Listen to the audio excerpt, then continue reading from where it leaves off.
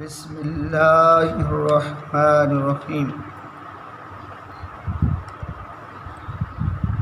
وخلق الجان من مارج من نار صدق اللہ العظیم ان اللہ وملائکتہ یصلون علی النبی یا ایھا الذین آمنوا صلوا علیہ وسلموا تسلیما الصلاة والسلام علیک یا سیدی یا رسول اللہ وعلی آلک وآبائک واصحابک یا سیدی یا حبیب اللہ مولاي صلی وسلم دائما ابدا علی حبیبک خیر الخلق کلہم۔ حضرات گرامی، آیت نمبر 15-16 سورۃ رحمان اللہ کریم کی توفیق سے میں نے تلاوت کی، آپ نے سنا، الحمدللہ ثم الحمدللہ۔ کل ہم بات کر رہے تھے کہ اللہ کریم نے انسان کو بجتی ہوئی مٹی سے بنایا، خلق الانسان من صلصال کالفخار، کہ ہم نے انسان کو ٹھیکرے کی مانند بجتی ہوئی مٹی سے تخلیق فرمایا۔ آج کے مضمون میں جنوں کا اور آگے پھر جو ذکر ہو رہا وہ پڑھیں گے۔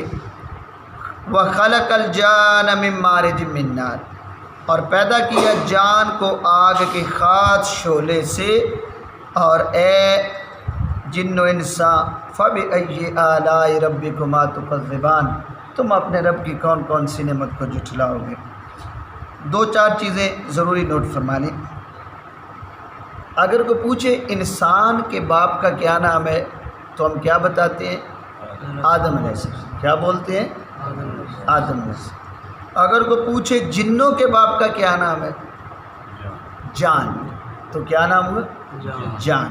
یہ قرآن پاک میں وہ خلق الجان، اور جان جو ہے جس طرح آدم مٹی سے ہیں تو جان جو ہے وہ ہے مارج سے۔ مارج کہتے ہیں شعلے کو، آگ کے شعلے کو۔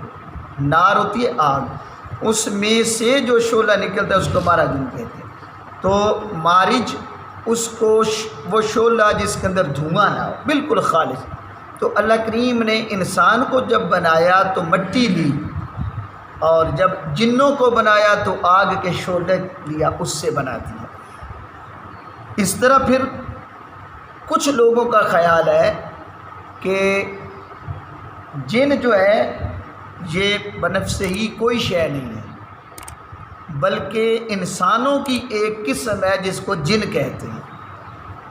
تو وہ اس آیت کو بار بار پڑھیں تو جو تثنیہ کا ضمیر جو استعمال ہوئی ہے تثنیہ کی، اس میں دو نوع ان کا اظہار ہو رہا ہے۔ اس سے مراد ایک انسان ہے اور ایک جن ہے۔ اور اگلی بات کہ جس طرح انسان مکلف ہے، اب شریعت کے احکام کو بجا آوری میں اسے اختیار ہے، چاہے تو نماز پڑھ لے چاہے تو نہ پڑھے، روزہ رکھے نہ رکھے، حج کرے نہ کرے، یعنی اسے اختیار ہے کہ نیکی کرے یا برائی کرے۔ اسی طرح جنوں کو بھی اختیار ہے کہ وہ نیکی کریں یا برائی کریں۔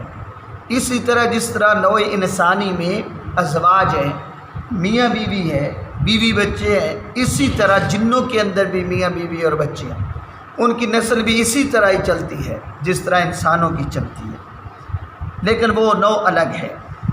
اور اس سے ایک اور بات بھی واضح ہو رہی ہے کہ تاجدار کائنات، جیسے ہم پیچھے واقعہ پڑھا ہے کہ تاجدار کائنات صلی اللہ علیہ وآلہ وسلم آپ جس طرح انسانوں کی طرف رسول بن کے آیا، نبی بن کے، اسی طرح جنوں کی طرف بھی رسول بن کے نبی بن کے آیا۔ سبحان اللہ۔ یعنی آپ کا دائرہ کار جو ہے وہ صرف تبلیغی جو نظام ہے وہ صرف انسانوں تک محدود نہیں کہ آپ انسانوں کو سمجھائیں پڑھائیں، بلکہ پیارے آقا صلی اللہ علیہ وسلم جتنے جن ہیں ان سب کی طرف بھی رسول بنے۔ اس کے علاوہ پھر آپ ہر چیز کی طرف رسول بن کے ہیں، آپ زمین کے لیے بھی نبی ہیں، آسمانوں کے لیے بھی ہیں، حتیٰ کہ تاجدار کائنات صلی اللہ علیہ وسلم تمام رسولوں کے بھی رسول ہیں، فرشتوں کے بھی رسول ہیں، اور اللہ کے بھی رسول ہیں۔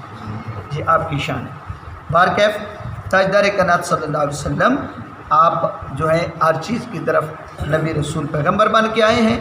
تو آج کی خاص نقطہ اور ذہن میں بٹھا لیں کہ جس طرح انسان کی طبیعت ہے، اسی طرح جنوں کی طبیعت ہے، ان کے اندر بھی اسی طرح بیماری، تکلیف، مصیبت، پریشانی ان کو بھی آتی ہے۔ لیکن کچھ فرق یہ بھی ہے کہ جن ہمیں نظر نہیں آ رہے اور ہم جنوں کو نظر آ رہے ہیں۔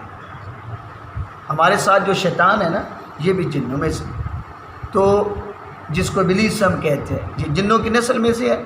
تو یہ ہمارے ساتھ رہتا ہے، ہم اس کو دیکھ نہیں سکتے، ہمیں دیکھتا رہتا ہے۔ اس کی اور بھی خوبی ہے، آقا نے ارشاد فرمایا کہ شیطان تمہارے جسم کے اندر ایسے چلتا ہے جیسے جسم کے اندر خون چلتا ہے، اور اس کی رسائی جو پھر ہے وہ ہمارے قلب و روح تک ہے، جسم کی اس کی رسائی ہے، تو دماغ تک وسوسے ڈالتا ہے، تو اس کا اپنا برائی کی طرف بندے کو کھینچ کے لے جاتا ہے۔